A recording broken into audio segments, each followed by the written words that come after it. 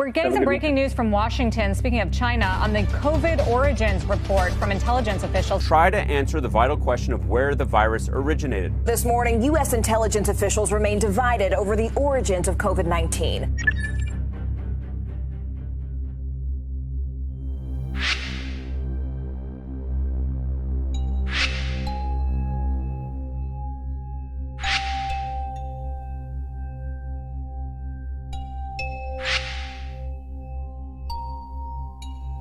They also concluded that the virus was not developed as a biological weapon. Joe Biden ordered the probe into the issue 3 months ago, and he was not happy with the report, apparently.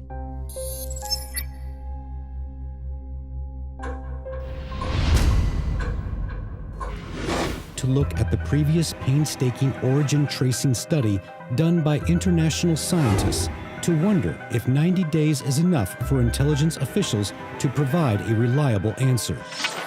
MERS, a viral respiratory disease caused by a novel coronavirus, was first identified in Saudi Arabia in 2012. But the origins of the virus are still not fully understood. And it took scientists 40 years to confirm that HIV/AIDS came from a type of chimpanzee in Central Africa. But even then, there are still numerous mysteries around the virus. If 40 years is not sufficient to construct the entire trajectory of a virus, how can 90 days be enough for a credible answer?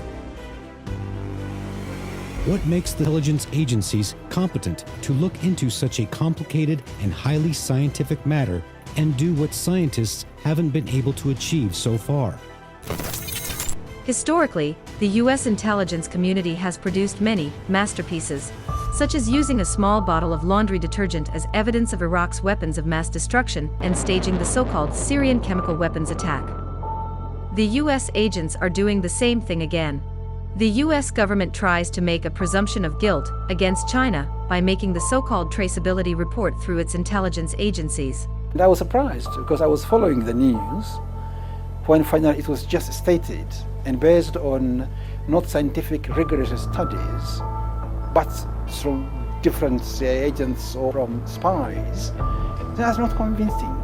Lo que debió hacerse es, como se hizo con la Organización Mundial de la Salud, es responsabilizar de esa investigación a los servicios de inteligencia, a virólogos y epidemiólogos. And then I think America should stop really using intelligence and many other sources to try to distract us, because this is not good. The country that is now helping the whole world, if you're attacking entirely the whole humanity.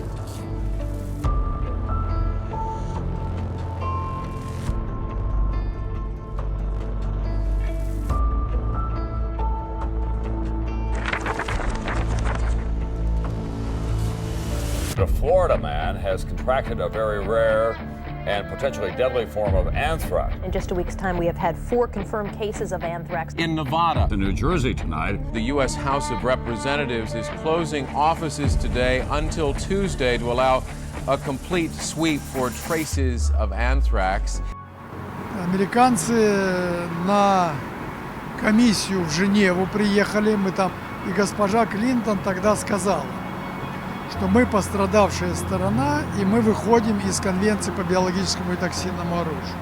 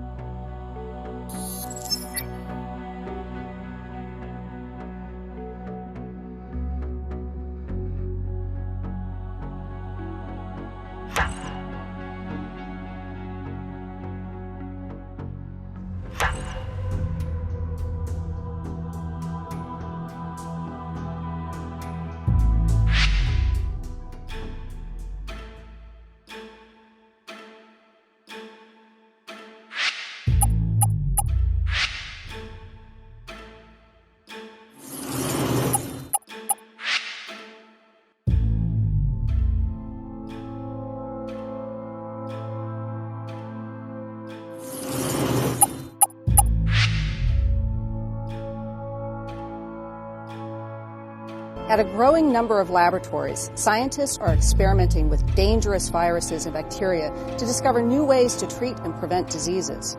Yet despite multi-million-dollar facilities, high-tech equipment, and stringent safety guidelines, a USA Today network investigation has found accidents and near-miss incidents occur frequently. Pues el mismo derecho tiene China y los países del mundo de por qué no se habilita la inspección al estilo que se hizo en Wuhan en laboratorios de Estados Unidos, donde existe. In recent days, China's Jilin-1 satellite found that the U.S. Fort Detrick biochemical base is quietly undergoing large-scale renovation. When over 60 countries in the international community call for a thorough investigation of the U.S. military labs in Fort Detrick, such a bold move to demolish and rebuild Fort Detrick makes people wonder if it is destroying critical evidence. When it comes to their aspect, it is to be guarded, right? Kept secret. When it comes to others, then it should be out and criticized. Pero cuando digo que es una enfermedad política, en realidad es que algunos países pretenden pues envolver de alguna manera o disimular sus errores.